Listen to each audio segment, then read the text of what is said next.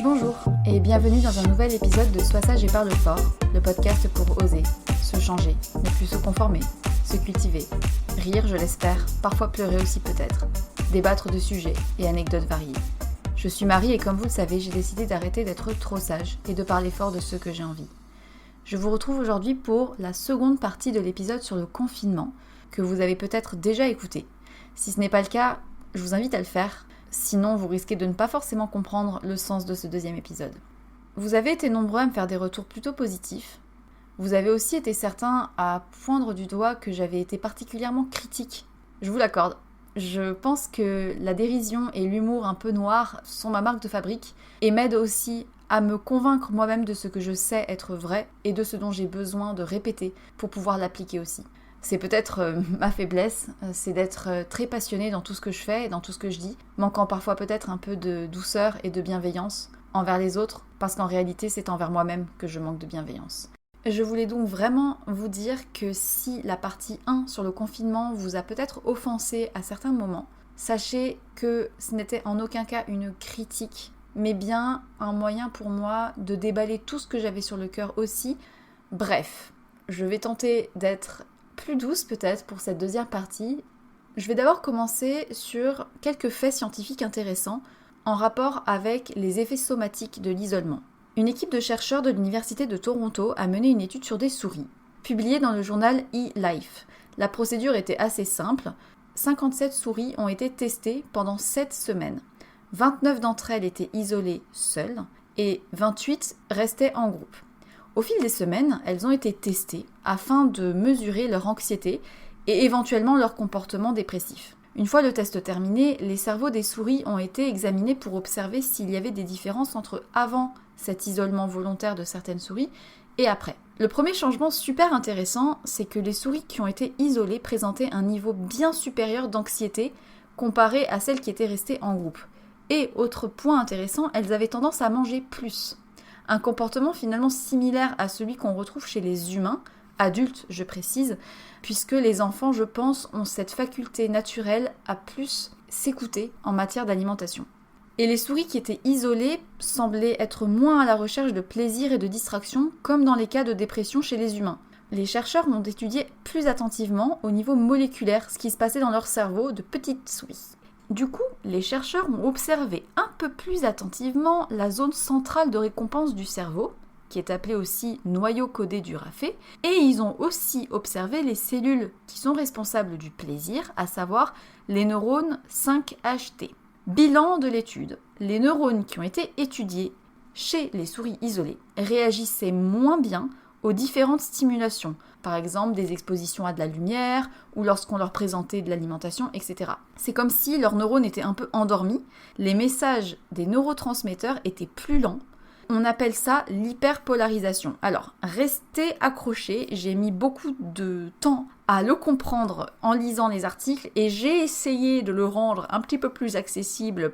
En gros, l'état de hyperpolarisation, c'est une plus grande lenteur dans la transmission des messages qui est en partie contrôlée par des protéines. Okay ? Ces protéines sont les canaux SK. Si j'ai bien compris, ces protéines sont localisées dans plusieurs parties du corps, dont le cerveau. Et il existe une molécule chimique, l'apamine, qui a pour effet de bloquer cette protéine spéciale. Et du coup, ça semblait ralentir la transmission des messages neuronaux. Les souris isolées, soumises à cette molécule, ont alors retrouvé un comportement normal, identique à celui des souris qui étaient restées en groupe. Du coup, l'équipe, elle avait trouvé, du moins chez les souris, comment la solitude conduisait à la dépression par ce blocage de transmission, cette hyperpolarisation. Et du coup, en étant à nouveau soumise à cette molécule, l'apamine, qui bloque les protéines qui sont responsables de cette lenteur, elles ont retrouvé un comportement normal comme si elles n'avaient pas été isolées. Bon, la conclusion de cette étude ne résout pas vraiment le mystère, mais elle permet de prouver concrètement que l'état dépressif qui est observé en période d'isolement semble être le résultat d'un mécanisme physiologique. Et donc, ce n'est pas un caprice que de se sentir mal, c'est physiologiquement explicable. Et le point positif, c'est que la molécule bloquante de cet état d'hyperpolarisation permet de restaurer un état normal, en tout cas chez les souris. Donc si elle était prometteuse pour des états dépressifs de souris, elle pourrait peut-être l'être aussi chez l'être humain. Tu me diras, ça résout pas le schmilblick actuel qui fait que quand on est confiné, on est mal. Oui, mais c'est quand même intéressant de le savoir. Si vous souhaitez avoir les sources de cet article original, contactez-moi, je vous les transmettrai directement. Cette étude, elle semble quand même donner raison à Blaise Pascal, que j'avais déjà cité dans la première partie de mon épisode, où dans sa 192e pensée sur la misère de l'homme, il disait que tout le malheur des hommes vient de ne pas savoir se tenir au repos dans une chambre. Et il ajoutait même « Rien n'est si insupportable à l'homme que d'être dans un plein repos, sans passion, sans affaires, sans divertissement, sans application. Il sent alors son néant, son abandon, son insuffisance, sa dépendance, son impuissance, son vide. » Il y allait quand même un peu fort, Blaise Pascal, mais il était pas mal parti quand même. Alors oui, on est tellement habitué au contact, au divertissement continu, moi la première, on fuit peut-être la réalité de notre condition si vulnérable d'être humain. On se cache peut-être aussi parfois derrière une insatisfaction continue, faite de désirs le plus rapidement assouvis et renouvelés. Et quand finalement, par le hasard des choses, comme c'est le cas aujourd'hui, on se retrouve face à nous-mêmes, sans plus le contact de l'autre, sans plus de défis à relever, sans projet vraiment fixe et matérialisable, parce que clairement on ne sait pas de quoi est fait demain, alors c'est une sorte de petite mort. En tout cas, c'est comme ça que je l'ai vécu les premiers jours. Pourquoi ? Je vais me répéter, tout ce que je dis ici, c'est le fruit de mes réflexions propres. Vous avez le droit de ne pas être d'accord avec tout. Et je ne veux absolument pas transmettre l'impression que je juge ou que je vais critiquer des comportements opposés. J'essaye de décortiquer ce qui se passe en nous et donc en moi aussi pour pouvoir justement me libérer des choses dont j'ai envie de me libérer. Mais en fait, il appartient à chacun d'avoir envie ou non de mener la vie qu'il a envie de vivre et je n'ai pas de pouvoir là-dessus. Bref, l'humain est naturellement animé par cette adrénaline de la chasse. Et la société occidentale me paraît être en cause dans ce frénétisme et cette agitation à créer, faire, penser, pour ne surtout pas se retrouver dans cette espèce d'impression d'inutilité, d'attente avec soi-même. Alors parmi les inspirés de l'histoire, outre Blaise Pascal, on peut aussi citer Montaigne, qui s'était retiré en 1571 dans le dernier étage du château familial dont il avait hérité. Il y a quand même passé 10 ans, tout seul, enfermé tout en haut, et il a même appelé sa petite pièce sa librairie, dans laquelle il s'était réfugié pour méditer, lire et écrire. Et à l'époque, il recommande à chacun d'avoir un coin où se soustraire de la société comme de sa propre famille.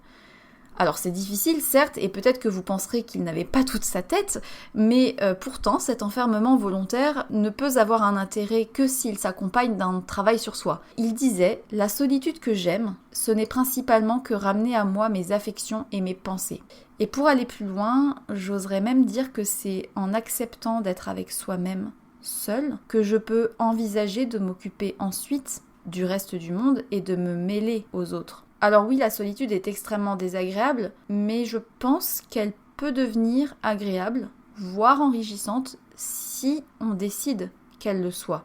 Mais c'est pas évident. Et c'est à prendre avec des pincettes ce que je dis, parce que, preuve en est, ce n'est pas positif pour tout le monde.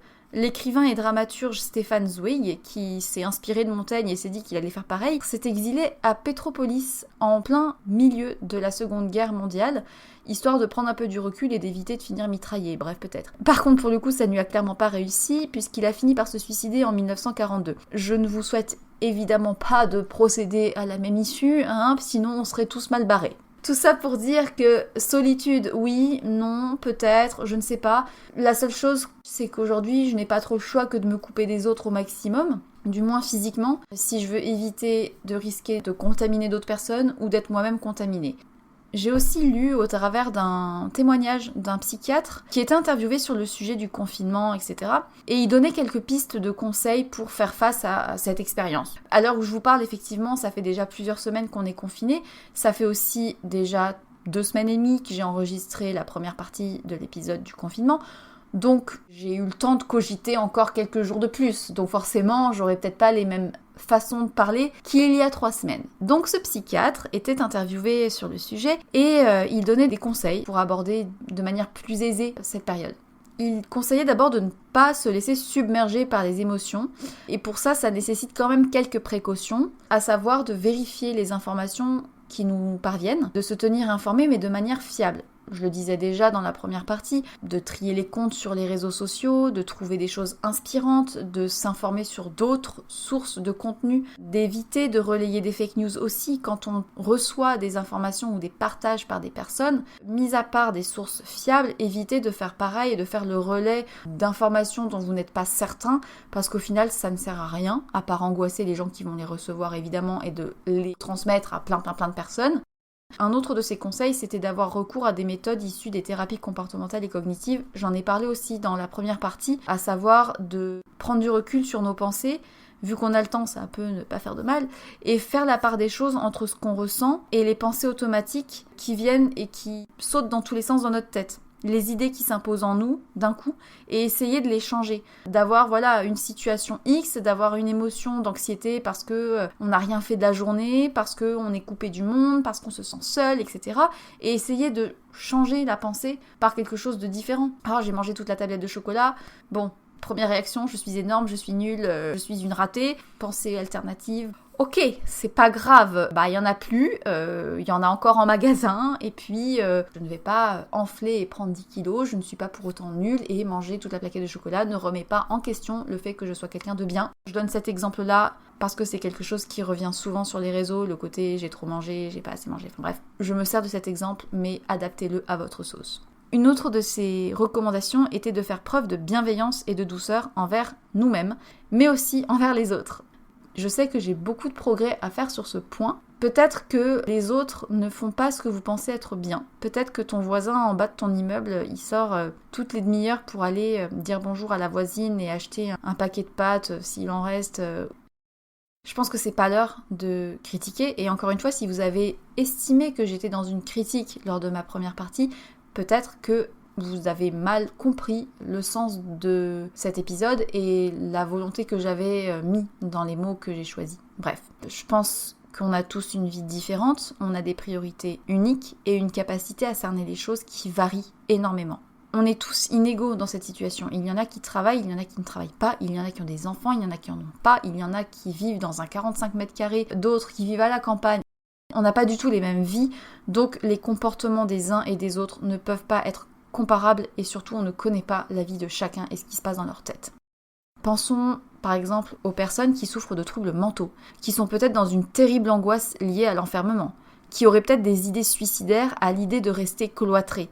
Je ne justifie pas le fait qu'ils sortent 15 fois par jour, c'est pas une question d'excuser ou de ne pas excuser ou de condamner ou de ne pas condamner, c'est juste pas le moment de dire c'est mal ou c'est bien. C'est juste l'heure de se soutenir et de faire au mieux, tous, et d'apprendre des uns des autres, si possible, à se tirer vers le haut. Nous avons effectivement du temps pour nous, mais on a aussi du temps pour se tourner vers le monde extérieur, même en restant chez soi. On peut s'intéresser à son voisin, à son cousin éloigné, on peut prendre conscience aussi de ce qui compte vraiment.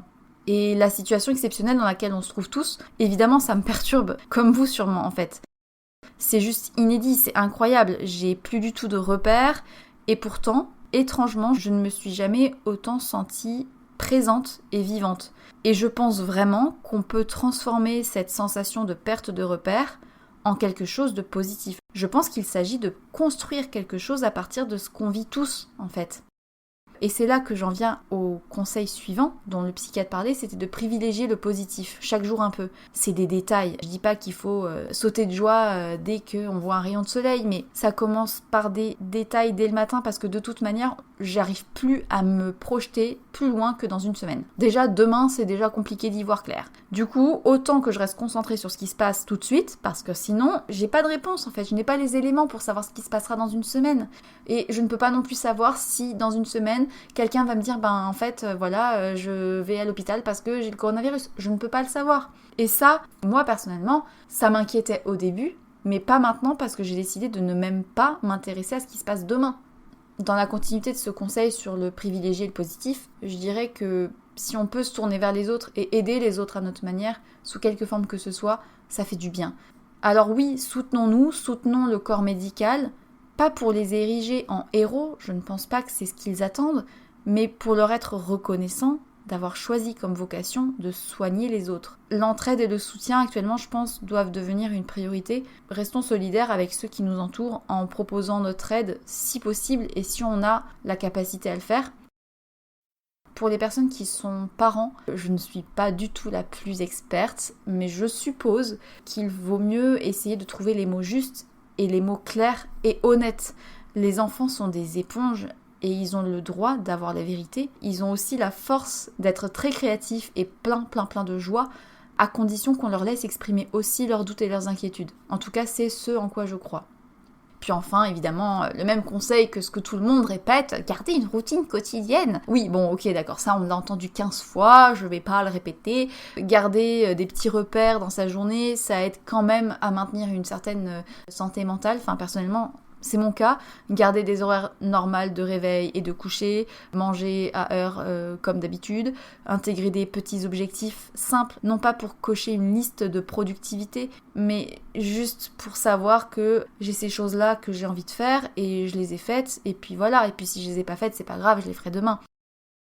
Alors oui, j'ai clairement de la chance, je ne suis pas confinée dans une chambre de bonne au 8e étage sous les toits, j'ai une situation sociale qui me permet de continuer de payer mon loyer et mes courses, je suis en bonne santé, mes proches vont bien, j'ai un travail, et clairement, penser aux autres dans des situations bien plus graves que la mienne me fait énormément relativiser. Il y a toujours plus mal placé que soi, alors il y a toujours mieux aussi, personnellement ça m'aide à relativiser. Et puis bien sûr, garder le lien avec l'extérieur. J'appelle mes parents, j'appelle mes amis, je me connecte via Instagram, je vous parle, je fais des podcasts, j'échange par message avec vous et c'est tout bête mais même si c'est du contact virtuel, si on n'avait pas ces réseaux sociaux, on serait quand même un peu embêté.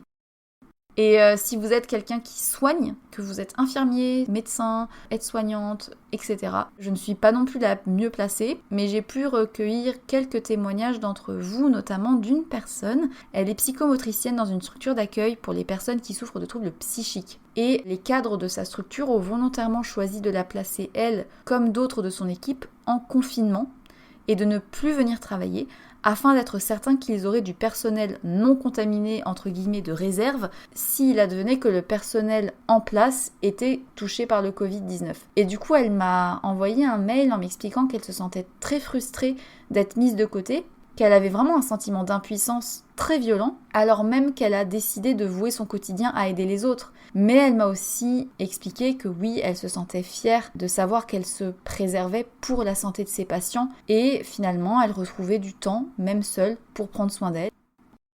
Je vais vous parler de l'interview qui a été menée auprès de Sylvain Tesson, le célèbre écrivain que vous connaissez peut-être.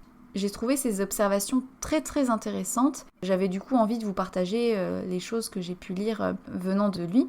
Il analyse avec très grande justesse que ce qui arrive est assez inédit pour notre société, qui est très connectée, où les frontières n'existent plus vraiment, notamment grâce à la circulation instantanée des informations, des médias, des réseaux sociaux, etc. Ce qui est impressionnant, c'est que cette société qui paraît si forte, si libre et si connectée se voit d'un coup complètement ébranlée par un microscopique virus qui fait s'écrouler des économies entières et tue des milliers de personnes. Et en fait, c'est assez fou quand même quand on y pense. On se sent tellement en sécurité dans notre quotidien, bien calibré, et moi la première d'ailleurs, que ce genre d'événement nous paraît complètement inimaginable. Et j'ai comme l'impression moi-même qu'on marche sur la tête depuis 3 semaines. 4 maintenant. Et c'est probablement pour ça que je me raccroche à des détails chaque jour pour pas trop penser à demain, et encore moins la semaine prochaine. Alors, je ne veux pas glorifier le confinement comme un moyen d'éveil spirituel parce qu'en réalité, le confinement, c'est quelque chose de terrible pour beaucoup de personnes. Et je pense pas à moi, à toi, qui dois t'organiser pour t'occuper et pas te sortir seule. Je pense surtout aux femmes battues, qui sont désormais cloîtrées avec leur mari entre 4 murs. Je pense aux gens qui sont SDF, qui ne reçoivent plus les visites des maraudes. Je pense aux soignants, qui ont choisi de s'isoler pour ne pas faire prendre de risques à leur famille, qui ne voient plus leurs enfants. Aux familles entassées elles-mêmes dans des HLM insalubres, et à toutes les personnes qui parvenaient déjà difficilement à joindre les deux bouts. La difficulté de ce confinement, quand on y pense, elle est vraiment relative pour ceux qui s'ennuient, donc c'est plus les conséquences économiques et sociales de ces populations sensibles qui est dramatique. À propos de violences conjugales, la presse chinoise a d'ailleurs pu relever une hausse des violences dans les couples. Dans la province de Hubei, où se situe Yuan, je ne sais pas trop comment on le dit, un commissariat a observé une multiplication par 3 des signalements en février. Et encore, là, c'est dans le cas où il y a eu des signalements, parce que j'ose même pas imaginer le nombre de personnes qui se taisent. Bref. Et je ne sais pas vous, mais je tombe encore régulièrement sur des articles, des interviews ou des citations de personnes issues du monde de la culture parler du confinement comme un moyen de libération de soi-même, de se recentrer sur l'essentiel, de prendre le temps de se cultiver, de profiter de ce temps pour faire tout ce dont on n'a jamais le temps de faire et de pouvoir être productif même de chez soi. Et là, j'ai envie de dire ouais mais non. J'ai lu quelque part une phrase très intéressante qui disait « La romantisation du confinement est un privilège de classe ». Et je trouve ça mais tellement vrai. Je suis très mal à l'aise avec l'idée que le confinement est un moyen de libération. C'est faux. Clairement, c'est faux. On peut en faire quelque chose de positif, oui, mais confinement et solitude n'est pas signe de quelque chose de génial et d'exaltant. Au contraire, pour beaucoup de personnes, c'est particulièrement difficile, pour X raisons. Je parle même pas du sentiment de solitude, mais je parle juste des circonstances dans lesquelles ils vivent ce confinement. Alors oui, peut-être que de ce confinement, il sortira du positif, à condition en tout cas qu'on en fasse quelque chose pour en apprendre plus. Et Sylvain Tesson, encore une fois, disait, en parlant du virus, « S'il épargne l'intégrité de notre organisme, il révélera la solidité de notre âme ». Et j'aime aussi du coup à penser, j'espère en tout cas, que cette période va nous amener à peut-être plus de solidarité. C'est en tout cas aussi ce que pensent d'autres philosophes qui estiment que la France est au devant d'une grande épreuve au cours de laquelle l'individualisme ne sera plus une option possible. Et on va devoir, tous, se rappeler qu'on est un peuple avant d'être des petits individus, chacun chez nous. Allez, pour la route de la dernière citation, Albert Camus disait « La peste fut notre affaire à tous ».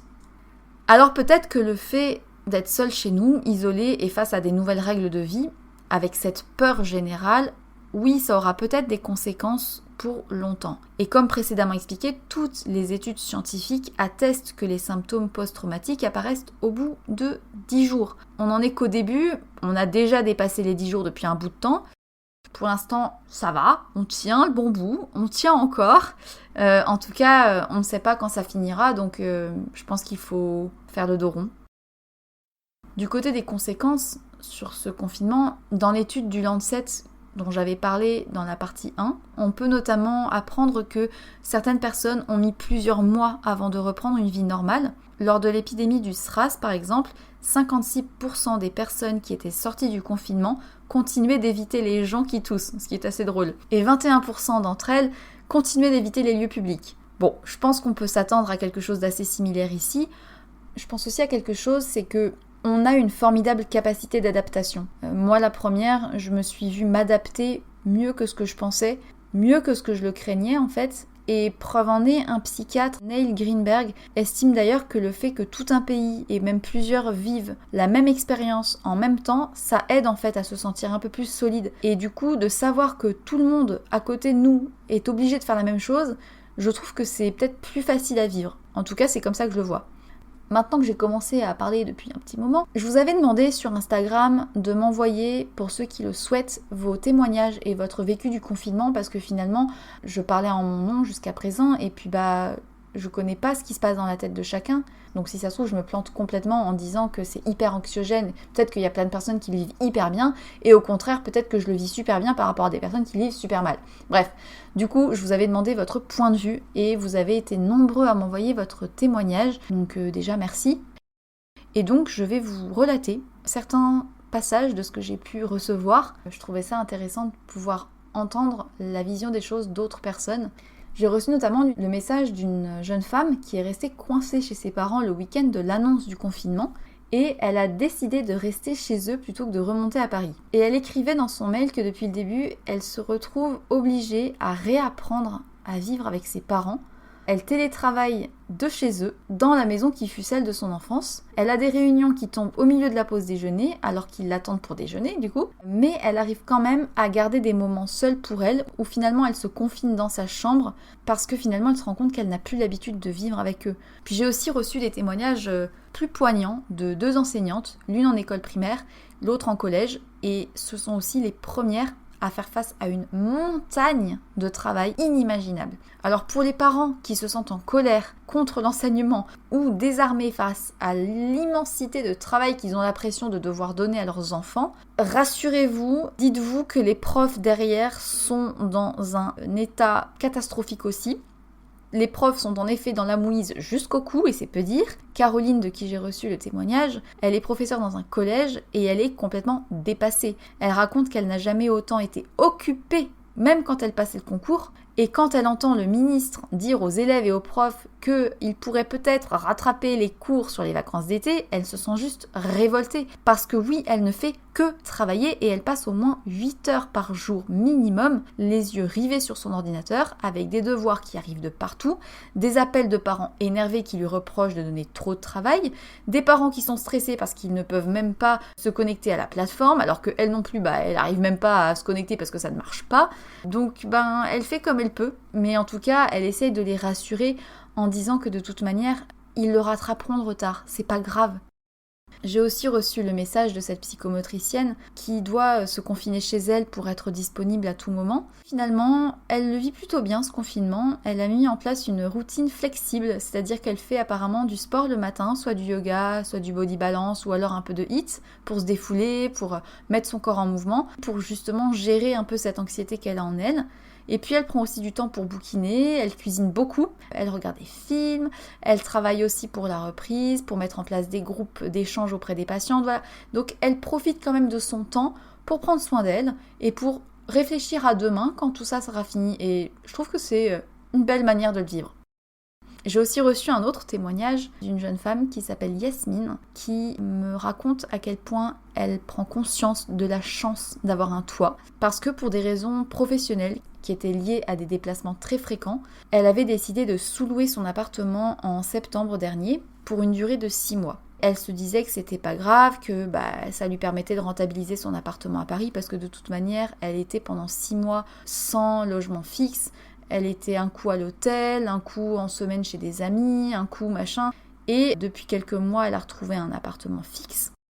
Et c'est grâce à ces 6 mois de déplacement tellement fréquents qu'elle n'avait vraiment plus de chez elle, qu'elle s'est rendue compte à quel point c'était un privilège que d'avoir un chez-soi seul. Elle me disait dans son mail, on oublie souvent que chez soi, on est libre. Du coup, elle est évidemment soucieuse de l'ampleur des choses et des conséquences potentielles du virus, mais elle me disait à quel point elle était reconnaissante en fait d'avoir un toit et une liberté d'y faire plein de choses. Lire, ne rien faire, dormir, méditer, manger ce qu'elle veut. Donc c'était encore un retour positif qui fait du bien. Et puis enfin, d'autres vivent avec des difficultés différentes. Je vais vous parler de cette personne qui m'a envoyé un mail et qui souffre de troubles du comportement alimentaire. Ça me touche personnellement parce que j'ai vécu une période d'anorexie assez sévère. Je ne m'estime absolument pas guérie, mais ça va bien mieux, on va dire, que ça n'a plus autant d'impact sur ma santé que ça a pu en avoir.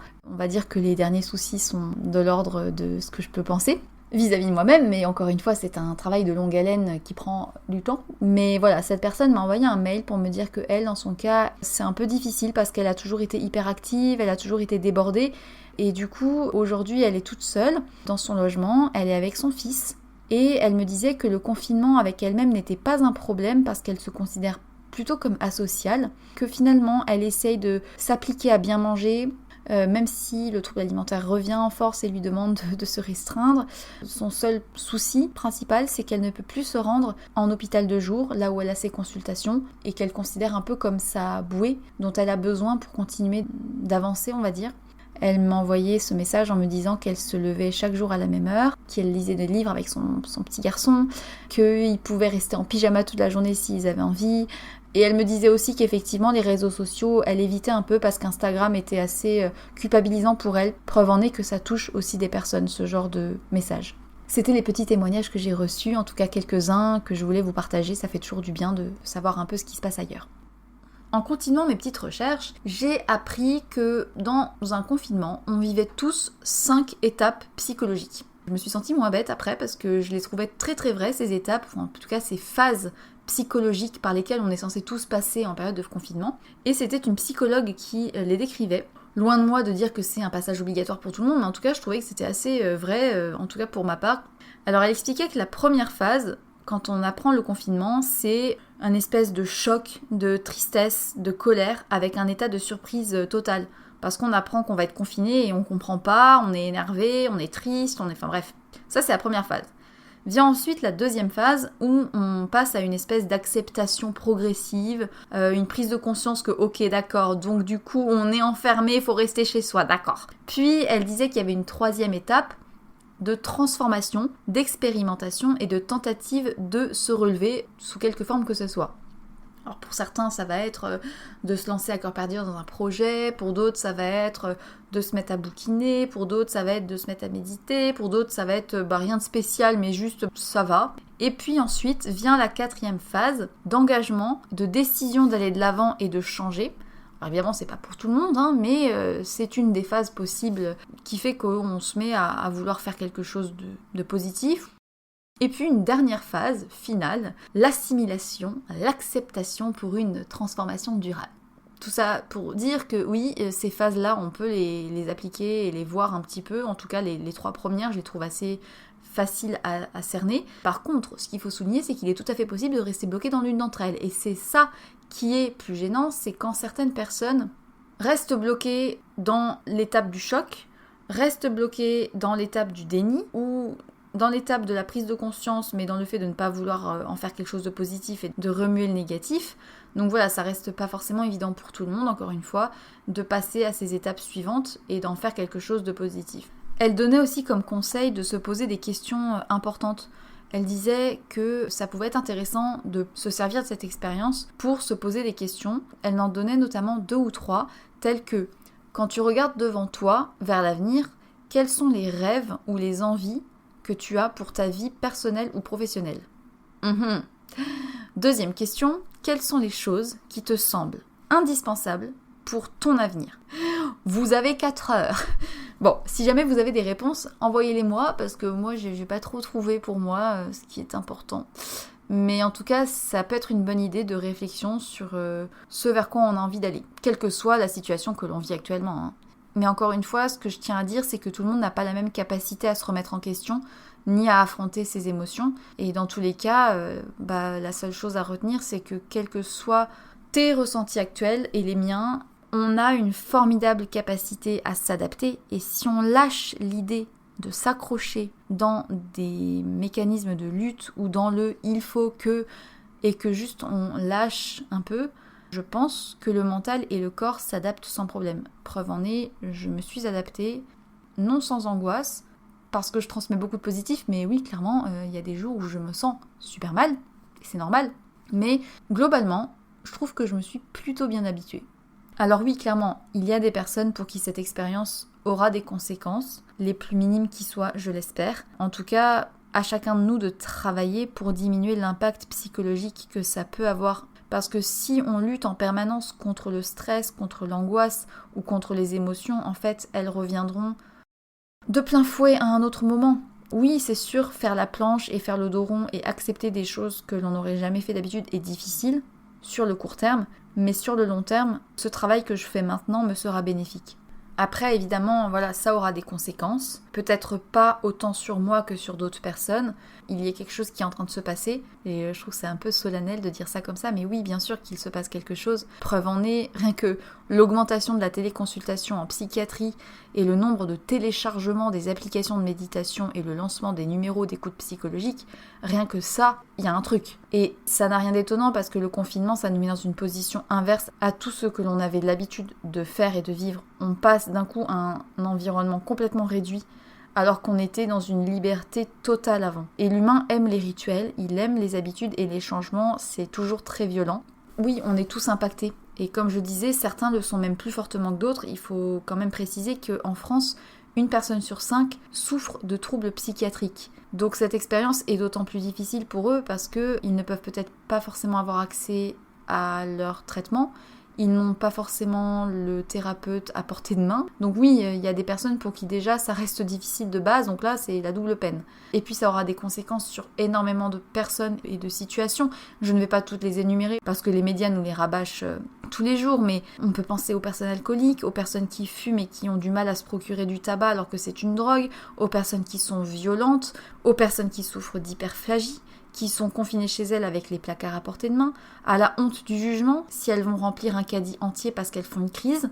On peut aussi parler des accros au sport, aux drogues de type comportemental qui vont devoir connaître un sevrage brut, ou bien, au contraire, se tourner vers de l'hyperactivité différente. Certains n'accepteront pas du coup, et ils vont décider de ne pas respecter les règles, plutôt que d'accepter de faire la paix avec cette nouvelle situation. Mais là, encore une fois, on ne peut pas juger, et je pense que chacun voit midi à sa porte. Alors bon, que faire ? On est entre deux options, je suis face à deux options, me retrouver face à moi-même et en faire quelque chose, ou bien ne pas accepter et éviter la confrontation émotionnelle. J'ai le choix entre m'agiter dans tous les sens, aller marcher, j'ai ce choix-là si j'ai envie. Bien sûr, toi aussi, tu peux très bien te perdre dans l'hyperactivité mentale, lire des magazines, lire toujours plus d'articles. Tu as l'entière liberté de focaliser sur des choses comme ça. On peut, c'est un choix. Mais en fait, j'ai pas envie de cette vie-là et je n'ai pas envie de me sentir lâche face à cette situation. Je ne dis pas que ceux qui font le choix d'éviter leurs émotions sont lâches, mais personnellement, je le vis comme tel. Et je pense que les vertus à long terme du confrontement aux émotions peut être bénéfique pour tous, en tout cas pour moi. Quelles seraient les vertus à se confronter aux émotions ? Je dirais déjà qu'il est important de se rappeler que c'est très perturbant de réaliser le vide qu'il y a chez ceux qui ont construit leur vie sur le paraître et non sur l'être, qui ne vivent qu'à travers l'action, qu'à travers ce qu'ils donnent à voir, qu'à travers le regard des autres. Et vivre seul est déjà complexe pour tout le monde, mais alors pour des personnes qui ont fondé toute leur vie et leur certitude sur ça, c'est très très très violent. La solitude met mal à l'aise beaucoup de gens, et la plupart d'entre nous souhaitons vivre avec du bruit, avec du mouvement, c'est humain je pense, donc ce n'est pas anormal de ressentir ça. Nous n'y sommes pas non plus habitués. C'est pour ça qu'il faut arriver à se déshabituer et transformer nos peurs et nos anciennes routines en nouvelles habitudes. Puis ensuite, il y a aussi cette notion de liberté sur laquelle j'avais envie de réfléchir. Être confiné n'empêche pas d'être libre. Encore une fois, on peut très bien voir le confinement comme une restriction de liberté, mais on peut aussi le voir comme quelque chose de complètement inverse. En fait, la liberté, elle repose surtout sur le fait que l'on est autonome et que l'on obéit à ses envies et à ses besoins, et non pas à des obligations faites par notre mental. Alors il est très très chouette d'imaginer que notre société va sortir plus forte de cette épreuve. Personnellement, j'en doute. Car au final, ce confinement nous a été imposé et il n'a pas été choisi librement. Il va surtout briser beaucoup de choses et beaucoup de personnes. Il va briser des couples, il va mettre des personnes au chômage, il va mettre des personnes dans des situations encore plus précaires que celles dans lesquelles elles se trouvaient avant.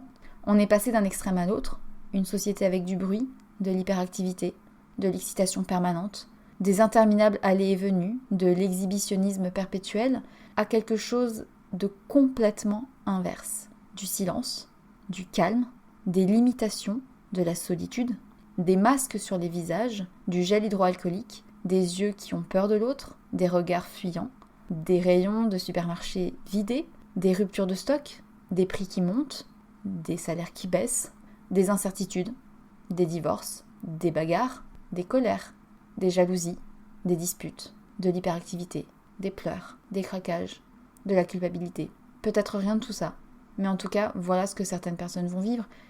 Peut-être que cette expérience sera positive pour certains, mais pour d'autres, clairement non. Donc oui, c'est normal que cette période soit difficile, c'est normal. Mais j'espère en tout cas qu'il en sortira un petit peu positif. Pour aller vers la fin de cet épisode, enfin, j'aimerais poindre du doigt la déviance que je vois apparaître. Il y a un effet pervers à se rester chez vous, mais soyez productif. C'est une sorte de paradoxe que je commence à voir émerger au fil des jours, à travers des articles, à travers des réseaux sociaux, des vidéos, des partages, des témoignages. Le nouveau mot d'ordre, c'est « restez chez vous, oui, mais surtout ne faites pas rien. Au contraire, faites plein de petits riens. Faites ça avec vos enfants, faites des activités, faites du sport, de la peinture, lisez, enrichissez-vous, cultivez-vous, regardez des films, cuisinez ça. » C'est un paradoxe assez absurde parce qu'on a remplacé notre vie quotidienne agitée à l'extérieur par plein de petites choses à l'intérieur. Pourquoi faudrait-il toujours montrer qu'on a fait ou ne pas fait quelque chose ? Encore une fois, j'ai peur que ça soit aussi retomber dans le vrai problème. on a peur du vide, et quand on veut le combler, on tombe dans le panneau en se raccrochant à l'idée que les petits riens sont la vraie vie. Genre faire son pain, jouer avec ses enfants, blablabla, faire de la couture et des coloriages, bref, des petits riens à Instagrammer avec le hashtag slow life, histoire de bien appuyer que ok, on ne fait plus comme avant, mais on fait quand même des choses. Est-ce que ça voudrait dire qu'on a une vie sans intérêt quand elle est vide ? Est-ce que ça voudrait dire que si on ne partage rien sur les réseaux sociaux ou qu'on ne fait rien, peut-être, c'est pas bien ? Et quand on se fiche de faire du pain, du sport ou du dessin, quand ça nous fait chier de faire des grimaces avec ses enfants, quand on ne sait pas peindre, quand ça nous intéresse pas en fait, c'est ok aussi en fait. Je ne critique pas les personnes qui véhiculent des idées pour s'occuper, des activités, des machins et tout. C'est très bien si elles le font pour de bonnes raisons, et c'est très bien si les personnes que ça inspire le font pour de bonnes raisons. Je pense que le vrai courage et la vraie ambition, ça serait d'affronter le néant, non pas pour dire j'ai rien fait, mais pour juste être ok avec soi-même quand on a envie de rien faire et qu'on ne fait rien. Quand on aime ne rien faire sur son canapé, ou qu'on aime ne rien faire et juste rêvasser, on n'a pas à culpabiliser parce qu'on voit derrière énormément d'articles qui montrent comment s'occuper. Alors oui, clairement, on n'est pas tous dans le même panier, et j'en viens à la dernière partie de cet épisode promis. On vit tous cette expérience de manière unique. Il y a les malades actuellement en réanimation, les soignants qui sortent de chez eux la boule au ventre, en colère contre un gouvernement incapable de leur fournir les moyens suffisants pour exercer leur métier de manière digne. Et puis il y a les personnes âgées qui peut-être ne veulent pas réaliser qu'elles risquent beaucoup en sortant, mais pour qui c'est beaucoup trop difficile de rester seules. Et puis il y a ceux qui sont dans les EHPAD actuellement, isolés, complètement seuls, qui termineront peut-être leurs jours et leurs dernières heures loin de leur famille.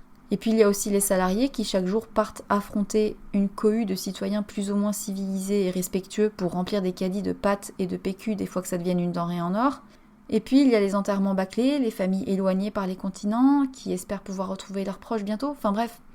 Et nous, à côté, la masse de confinés, avec aussi toutes ces injustices, comme je le disais, ceux qui vivent dans un grand appartement luxueux, d'autres dans un tout petit studio, certains avec des enfants qui courent dans tous les sens, et des parents en télétravail, puis les ménages aisés dans un 200 mètres carrés en pleine Cambrousse, qui se prélassent en relisant les Victor Hugo et partageant leurs recettes de leur panier bio. Je suis persuadée que dans quelques mois, on aura une avalanche de témoignages écrits et de romans de confinement.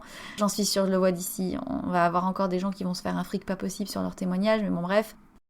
Alors pour terminer, je dirais qu'au final, il ne dépend pas de nous de vaincre le virus, mais il dépend de nous de rester à la hauteur de ce qui arrive et de faire face avec le plus de courage possible à l'incertitude, au lâcher-prise et à faire comme si, à rester là et faire la planche du mieux qu'on peut. Nous voilà contraints finalement de faire de notre confinement un art de vivre, oui, et de transformer l'enfermement en liberté, de ne pas rechercher à prouver quoi que ce soit. C'est peut-être très difficile pour certains, mais ça peut aussi être une chance. En tout cas, j'ai décidé de le voir comme ça. Peut-être que vous ne serez pas d'accord, je ne sais pas. J'espère en tout cas que cette deuxième partie, assez longue aussi, vous aura intéressé. Vous aurez peut-être appris certaines choses ou pas. Vous aurez peut-être souri ou pas. J'espère en tout cas que vous aurez pris de manière positive les mots que j'ai pu avoir. Je vous remercie encore une fois pour tous vos messages sur Instagram. Vous pouvez aussi maintenant vous inscrire à ma newsletter sur ma bio en lien direct. J'ai décidé de lancer cette newsletter pour pouvoir partager un peu plus de choses différentes que sur le podcast et que sur Instagram et pouvoir un peu plus écrire et vous partager des bons plans avec des liens directs et tout. Donc je vous laisse aller voir ça si ça vous intéresse. Et puis à bientôt. Je pense que je ne reviendrai pas sur le sujet du confinement, en tout cas pas sur le podcast. Je vous souhaite une excellente journée, une excellente soirée. J'espère que tout va bien pour vous. Et surtout, n'oubliez pas, soyez sages un peu et parlez fort, beaucoup.